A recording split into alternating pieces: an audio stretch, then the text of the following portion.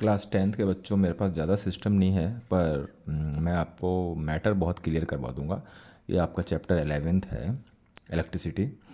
इसके अंदर अपन इलेक्ट्रिसिटी से रिलेटेड सारे कॉन्सेप्ट्स, जो बेसिक कॉन्सेप्ट्स है उसके बारे में पढ़ेंगे।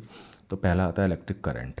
इलेक्ट्रिक करंट क्या होता है? ये इंग्लिश मीडियम और हिंदी मीडियम दोनों के लिए है। Electric current is the rate of flow of electric charge through a conductor. Conductor से जो चार्जेस बहते हैं उसे हम इलेक्ट्रिक करंट कहते हैं। सो फर्स्ट पॉइंट आपका है इलेक्ट्रिक करंट एंड सर्किट। ठीक है, अब आता है हमारे पास इलेक्ट्रिक करंट का फॉर्मूला है I = Q/T। ठीक है ना। Q होता है हमारा कूलॉम एंड फिर में चार्ज एंड जो टाइम है उसको हम T से रिप्रेजेंट करते हैं। इसको नापते किससे? इसको हम अमीटर के थ्रू नापते हैं। अब आता है कूलॉम की जो SI यूनिट है, इलेक्ट्रिक चार्ज की SI यूनिट कूलॉम है, इसको हम C से दिखाते हैं। ये आपका सर्किट बना रखा है, ये आपके सामने जो दिख रहा है ये सर्किट है। सेकंड से आता है electric potential and potential difference. So what is electric potential? Electric potential क्या होता है? Electric potential is the difference, is the work done to move a unit charge from one point to another. जो काम किया गया है एक unit charge द्वारा एक पॉइंट से दूसरे पॉइंट तक लेकर जाने में, उसको हम कहते हैं पोटेंशियल। पोटेंशियल को दिखाते हैं V से, V = W/Q। और इसको हम नापते किससे हैं? इसको हम वोल्ट मीटर से नापते हैं। वोल्ट मीटर हमेशा पैरेलल में लगा होता है, ध्यान रखना, वोल्ट मीटर हमेशा पैरेलल में लगा होता है। नाउ अभी आता है पोटेंशियल डिफरेंस वोल्टेज में नापते हैं। इसकी खोज की थी अलेक्जेंड्रो वोल्टा ने, तो उनके नाम पर हमने इसका यूनिट रखा है। और 1 वोल्ट = 1 जूल/1 कूलाम्ब होता है। Mean the ratio of joule and coulomb is known as volt भी कह सकते हैं। ठीक है ना। तो आपको मालूम पड़ गया, वोल्ट मीटर से नापते हैं। वोल्ट मीटर हमेशा कैसा लगा रहता है? वोल्ट मीटर हमेशा पैरेलल में लगा रहता है। फिर आता है हमारा सर्किट डायग्राम। सर्किट डायग्राम में ये सारी चीज़ें होती है। इलेक्ट्रिक सेल होता है, बैटरी होती है, प्लग या की, जिसे हम हिंदी में कुंजी कहते हैं, या स्विच भी कह सकते हैं आप। स्विच दो टाइप का होता है, ऑन और ऑफ। जिसमें डॉट लगा है वो हमारा हम क्लोज सर्किट कहते हैं, यानी कि वो चालू रहता है। और जो जिसमें डॉट नहीं होता है वह हमें ओपन सर्किट कहते हैं, यानी कि बंद रहता है। फिर जॉइंट को हम इस तरीके से दिखाते हैं, वायर को, जॉइंट को।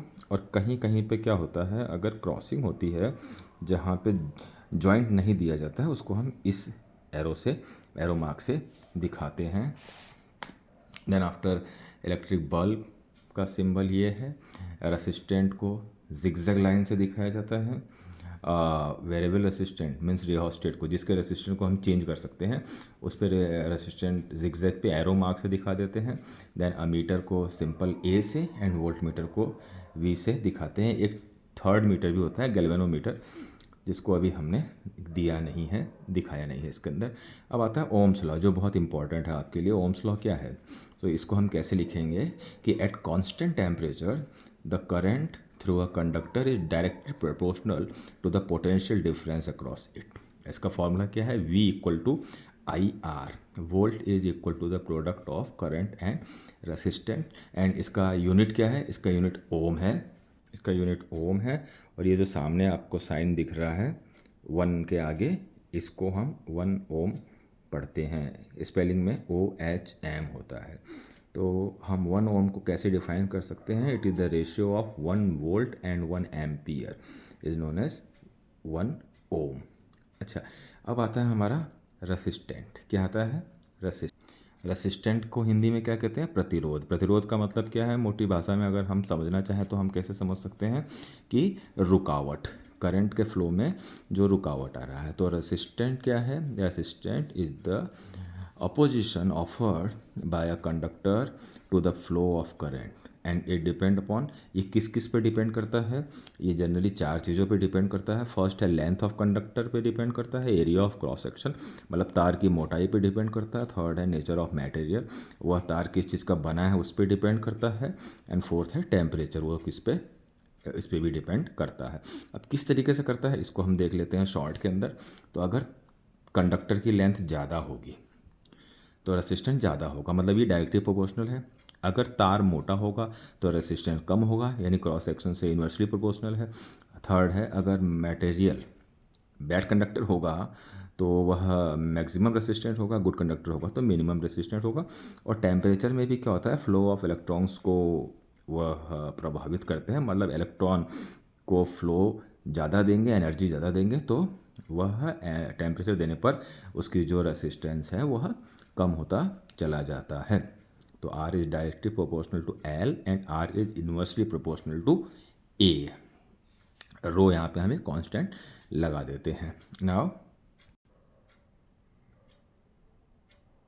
अब हम बात कर लेते हैं यहाँ पे रेसिस्टेंट के कॉम्बिनेशन की। तो रेसिस्टेंट का जो कॉम्बिनेशन है वो दो तरीके से किया जाता है, one is parallel and another is series. जो आपके सामने है ये सीरीज में है। सीरीज के अंदर सिंपल रेसिस्टेंट रहता है R1 R2 R3। Total resistant निकालने के लिए हम क्या करते हैं, इनको जोड़ देते हैं, R is equal to R1 plus R2 plus R3। जबकि पैरेलल में, जबकि ये जो आपके सामने कॉम्बिनेशन है ये पैरेलल के अंदर है, इसके अंदर 1/R के फॉर्म में आ जाता है। 1/R equal to 1/R1 plus 1/R2 plus 1/R3 and so on. तो सीरीज़ में जोड़ना सिंपल है, पैरेलल में जोड़ने के लिए 1 के अपॉन में ले लेना पड़ता है। ठीक है, बिल्कुल सिंपल सा है, कोई जो बहुत ज़्यादा रॉकेट साइंस नहीं है इसके अंदर। अब आ जाते हैं हम heating effect of electric current. तो अब हम जानते हैं कि इलेक्ट्रिक करंट का एक इफ़ेक्ट है वह हीटिंग भी है, जिसे कहते हैं हम thermal effect of electric current. जब करंट कहीं से फ्लो होता है तो वह उस चीज़ को गर्म करता है। गर्म करने पर वह कौन सा फार्मूला लगता है, यहाँ पे power equal to volt into Q/T। Q/T क्या है, हमारा करंट है, that means P equal to VI। और हीट निकालने का फॉर्मूला क्या है, H इक्वल टू I²RT। ठीक है ना, जब हम ओम्स लॉ अप्लाई करते हैं तो हमारे पास ये वाला फॉर्मूला मिल के आता है, H इक्वल टू I²RT। ठीक है, सिंपल। नाउ कौन कौन से अप्लाइंसेस हैं जो हम जिसके अंदर इस इफ़ेक्ट को काम में लेते हैं, तो आपको मालूम है प्रेस है, ओवन है, हीटर है, गीज़र है। ये सारी चीज़ें जो है गर्म करने के काम में आती है किसी भी चीज़ को, है ना। तो उसके अंदर हम थर्मल इफेक्ट ऑफ इलेक्ट्रिसिटी काम में लेते हैं। मैं आपको बहुत शॉर्ट में करवा रहा हूँ, इतना टाइम नहीं है कि हम एक चैप्टर को 2 घंटे लेकर खींचें, और ये चैप्टर इतना टफ भी नहीं है, इसको इतना टफ बनाओ मत। अगर इस चैप्टर को अभी से इतना टफ बना दोगे तो बाद में तो ये बहुत बड़ा है, ठीक है ना। इलेक्ट्रोस्टैटिक्स पूरा का पूरा पार्ट है भाई, तो फिर तो आप लोग कर ही नहीं पाओगे, है ना। तो इस तरह से इसको हम समझ लेते हैं। अब आता है हमारा लास्ट पॉइंट, आता है इलेक्ट्रिक पावर। इलेक्ट्रिक पावर क्या होता है, इलेक्ट्रिक पावर के बारे में जानते हैं आप लोग। ये क्या आता है, electric power is the rate at which electric energy is consumed. मतलब कोई भी अप्लायंस किस तरीके से इलेक्ट्रिक एनर्जी को कंज्यूम कर रहा है, कितना उसकी खपत कर रहा है, कितना उसका इस्तेमाल कर रहा है, उसको हम पावर कहते हैं। तो पावर का फॉर्मूला क्या है, P इक्वल टू VI और P इक्वल टू, अब VI को अगर हम वैल्यू पुट करेंगे तो I²R हो जाएगा, दिस मीन्स V²/R भी हो सकता है फॉर्मूला। ये डिपेंड करता है कि हमें क्या दिया गया है क्वेश्चन के अंदर। अब आता है 1 इसको हम किस में फॉर्म में दिखाते हैं, कमर्शियल एनर्जी जो हम यूज़ करते हैं उसको होता है kWh, दैट मीन्स kWh में हम उसको यूज़ करते हैं।